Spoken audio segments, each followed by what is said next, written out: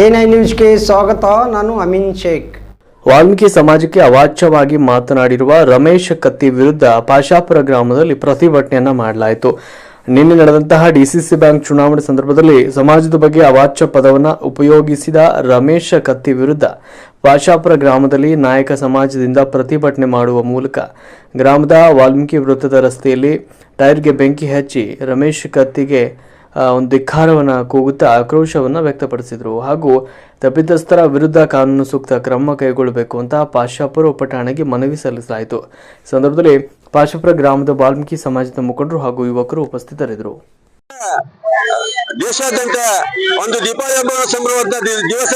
ಆದರೆ ನಮ್ಮ ಸಮುದಾಯದಲ್ಲಿ ಇವತ್ತು ನಾವು ಕರಾಳ ದಿನ ಆಚರಣೆ ಮಾಡ್ತಾ ಇದ್ದೀವಿ. ಯಾಕಂದ್ರೆ ನಿನ್ನೆ ದಿನ ಡಿಸಿಸಿ ಬ್ಯಾಂಕ್ ಚುನಾವಣೆಯ ನಡೆದಂತ ದಿನ ಅಲ್ಲಿ ವಾಲ್ಮೀಕಿ ಸಮುದಾಯ ಕೆಟ್ಟು ಮಾತನ್ನು ಉಚ್ಚರಿಸಿ ನಮ್ಮ ಸಮುದಾಯಕ್ಕೆ ಒಂದು ಕೆಟ್ಟ ಹೆಸರನ್ನು ತಂದಂತ ರಮೇಶ್ ಕತ್ತಿಗೆ ನಾವು ಧಿಕ್ಕಾರ ಕೂಗುತ್ತಾ ಪಾಶಾಪುರ ಗ್ರಾಮದಲ್ಲಿ ಎಲ್ಲ ವಾಲ್ಮೀಕಿ ಸಮುದಾಯದವರು ಸೇರಿ ಇವತ್ತು ನಾವು ಉಗ್ರ ಹೋರಾಟ ಮಾಡ್ತಾ ಇದ್ದೀವಿ.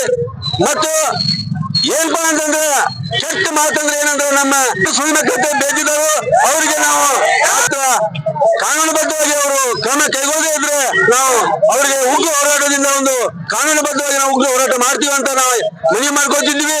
ಮತ್ತೆ ಇದೇ ಒಂದೇ ದಿನವಲ್ಲ, 7 ತಿಂಗಳಿಂದ ನಮ್ಮ ಸಮುದಾಯಕ್ಕೆ ಅವಾಚ್ಯ ಶಬ್ದಗಳಿಂದ ಹರಿತವಾಗಿ ತಮ್ಮ ನ್ಯಾಯವನ್ನು ಉದ್ದು ಬಿಟ್ಟಿದ್ದಾರೆ. ಅದಕ್ಕಾಗಿ ನಾವು ಈ ದಿನ ರಮೇಶ್ ಕತ್ತಿ ಅವರಿಗೆ ಒಂದು ವಾಕ್ಯಾನ್ಯದಿಂದ ಹೇಳಕ್ಕೆ ಇಷ್ಟಪಡ್ತೀವಿ. ಬಚ್ಚಲು ಬಾಯಿ ಕೋಚು ಬಾಯಿಯಿಂದ ತಮ್ಮ ಶಬ್ದಗಳಿಗೆ ಕಡಿವಾಣ ಹಾಕಬೇಕು. ಇಲ್ಲದಿದ್ದರೆ ವಾಲ್ಮೀಕಿ ಸಮುದಾಯದಿಂದ ಮುಂದಿನ ದಿನಗಳಲ್ಲಿ ನಾವು ಉಗ್ರ ಹೋರಾಟ ಮಾಡ್ತೀವಿ ಅಂತೇಳಿ ನಾನು ಮಾತನಾಡ್ತಾ ಇದ್ದೀನಿ.